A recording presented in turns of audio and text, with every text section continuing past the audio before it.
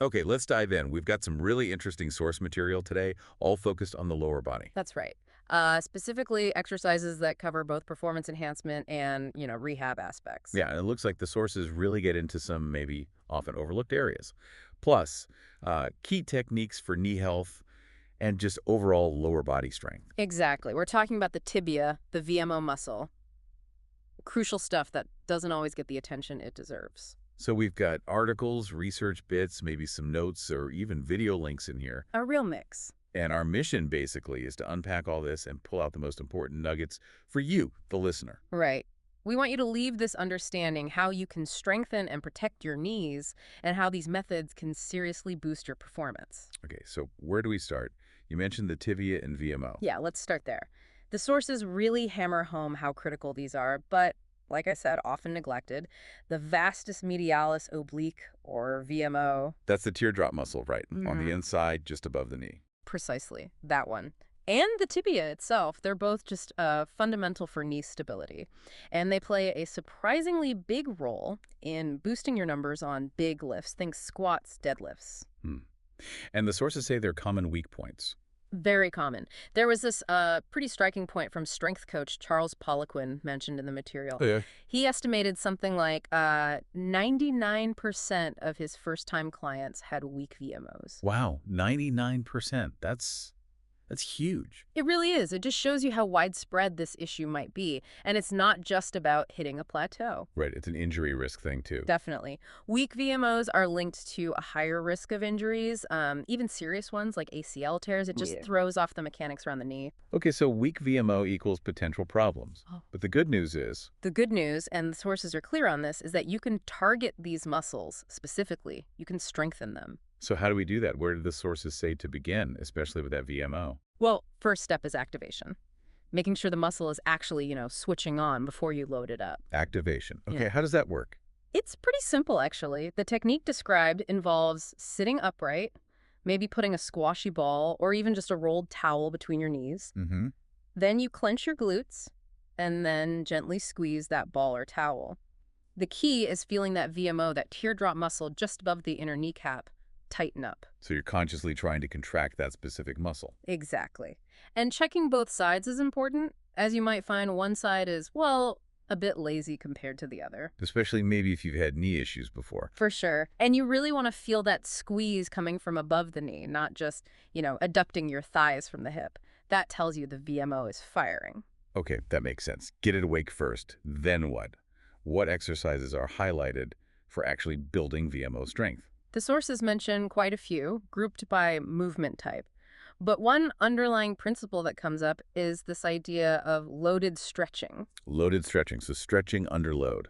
Yeah, exactly. It's presented as a really safe way to build both flexibility and strength through the entire range of motion. Think about the eccentric, the lowering phase. Yeah. Doing that slowly, under control, with load, can actually help build muscle fibers, especially in those end ranges where you might be more vulnerable. Interesting. So more resilience in stretched positions. What specific exercises use this or target the VMO? Well, step ups get a lot of mentions, different variations. Right. There's the Poliquin step up, focusing weight on the ball of the foot sources, cite research showing this hits the VMO harder. Then the Peterson step up, which is almost like a teaching tool for VMO activation itself. Mhm. And others like front step ups for mid range quad work, side step ups hitting the outer quad too, and even a triple jumper step up sounds intense, hitting quads, glutes, and hamstrings all together. Okay, a whole family of step-ups. What about split squats? They seem like they'd hit that area. Absolutely. The front foot elevated split squat is highlighted as particularly tough but effective. Why that one specifically? Because it demands a really deep range of motion, the goal is hamstrings covering the calf at the bottom, and you need to keep that rear leg straight, which also stretches the hip flexor. It puts a ton of stress on the front legs, quad, and VMO. Gotcha. And regular split squats, rear foot elevated. Yep, standard ones are great too, maybe hitting glutes and adductors more if you take a wider stance. Rear foot elevated or Bulgarian split squats are mentioned as a more advanced progression, needs good flexibility. Makes sense. And lunges, how do they fit in? Lunges are great for the quads and VMO, often emphasizing that eccentric control, the braking force. A stationary lunge makes that front leg work hard eccentrically. Like putting the brakes on. Exactly. And then there's the drop lunge. Drop lunge. Yeah, stepping off a low platform into the lunge. It increases the landing speed, so your VMO and quads have to contract much harder and faster to absorb the impact.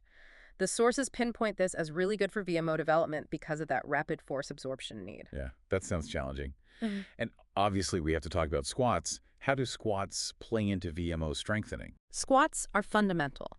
The sources emphasize full squats, hamstrings, covering calves as superior for overall VMO, glute, and hamstring development.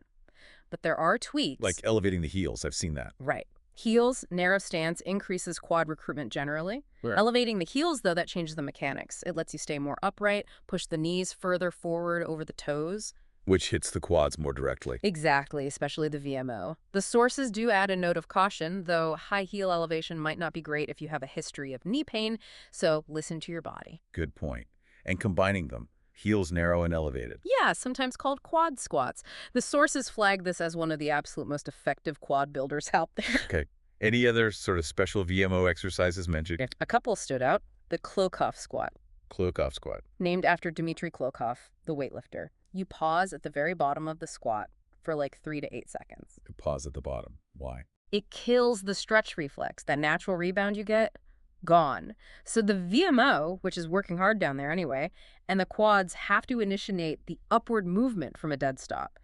Brutal, but effective for building strength out of the hole. Wow. And 1.25 squats, you go all the way down, come up just a quarter of the way back down, then all the way up. That little extra pulse at the bottom really isolates and fatigues the VMO. It's like it burns. Oh, I bet. Then you had those Peterson variations again, often machine-based. Right. The ones focusing on the ball of the foot. Yeah, like the Peterson leg press, low, narrow stance, heels lift off the pad at the bottom, you push through the balls of your feet. Same idea with the Peterson hack squat. And the sources recommend higher reps for those. Generally, yes, maybe in the 10-20 rep range. Perhaps the idea is building some endurance and control in that VMO-dominant bottom position, often used in rehab contexts too. Okay, so that's a really comprehensive look at targeting the VMO. Activation, specific exercises, variations, techniques like pauses, and loaded stretching. It gives you a lot to work with. Definitely. But the source material doesn't stop at the VMO, right? It talks about broader lower body strengthening rehab progressions. How does that fit in? It's crucial. Think of it as building the support structure around the knee. Strengthening the rest of the quads, the hamstrings, the glutes, even the calves, it all helps stabilize the knee joint. So strong neighbors make for a happy knee. Pretty much. When everything around the knee is strong and balanced, forces get distributed better. Less stress on the joint itself. It's key for reducing pain and preventing future issues. So what exercises come up for that broader support, moving into maybe intermediate or advanced stuff? For general quad strength, wall squats are mentioned as a really good controlled option. Sliding down the wall, holding. The key cue there is keeping the knee tracking in line with your second toe. Knee tracking seems to be a recurring theme. It is. Proper alignment is vital. Step-ups and step-downs are also back just for general quad strength and function, like climbing stairs. Again, controlled movement, good knee tracking. And hamstrings and glutes, you said they're like partners for the knee. Big time. They control movement at the hip and help decelerate, which takes load off the knee. Exercises like the clam are highlighted. The clam, lying on your side. Yeah, especially stage 2 variations, lifting the feet off the ground or adding a resistance band. This really targets the glute medius, which stops that inward knee collapse, or valgus. Very important. Okay. And bridging. Stage 2, bridging up and then lifting one leg straight, is great for hamstrings and glutes, plus some quad work. Keeping the back straight and pelvis level is key. Gotcha. What about this kneecap strengthening section?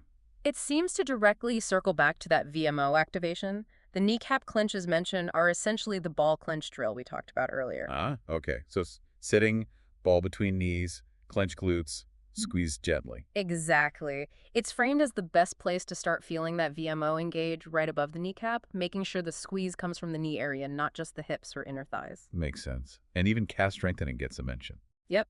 Simple but supportive. Solo heel raises, just standing on one leg, pushing up onto your toes. The sources throw out a benchmark. Being able to do around 30 reps on one leg suggests decent strength there. 30 reps. That's a good target. Yeah. Balance exercises are in there too. Why balance? It's all about proprioception, your body's sense of where it is in space. Knee injuries can really mess with this. Great. The sources suggest a quick test. Can you stand on one leg with your eyes closed for a minute? If that's shaky, balance work is needed. So what kind of balance work? Things like one leg standing, but progressing it. Stage 2 suggests doing it on an unstable surface, like a rolled up towel or cushion. Okay, that definitely makes it harder. For sure. And you can add challenges. Reaching with your arms, closing your eyes briefly, maybe even lightly tossing a ball or doing small knee bends. Consistency is key here, like 5 minutes, maybe twice a day. Okay, that covers a lot of the foundational and intermediate stuff. Right. Then the sources move into advanced lower body rehab. How do these differ?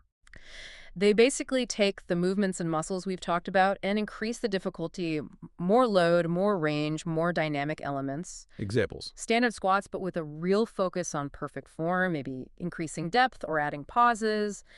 Chair squats, which are like single leg squats with the back foot elevated on a chair. Bulgarian split squats again, essentially. Pretty much, yeah. Split squats get tougher by elevating the front foot on a step.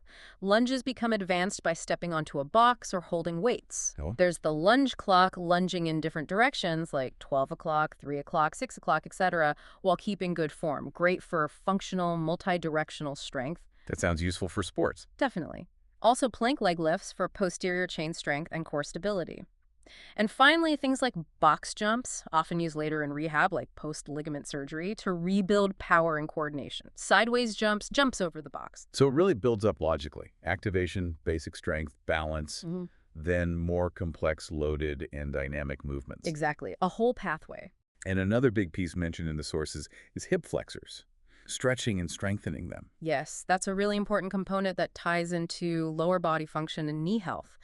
The hip flexors are that group of muscles that let you, well, flex your hip, lift your knee towards your chest, bend at the waist. And they get tight easily, right? Yeah. Especially if you sit a lot or even if you're very active. Both, actually.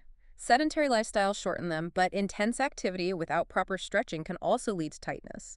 And tight hip flexors can mess with your posture, your gait, and even contribute to lower back pain and affect how your knee tracks. So stretching them is key, especially before lower body workouts. The sources strongly suggest so. They list several stretches. The standing lunge stretch is a common one step forward. Sink the hips, feel it in the front of the back leg's hip.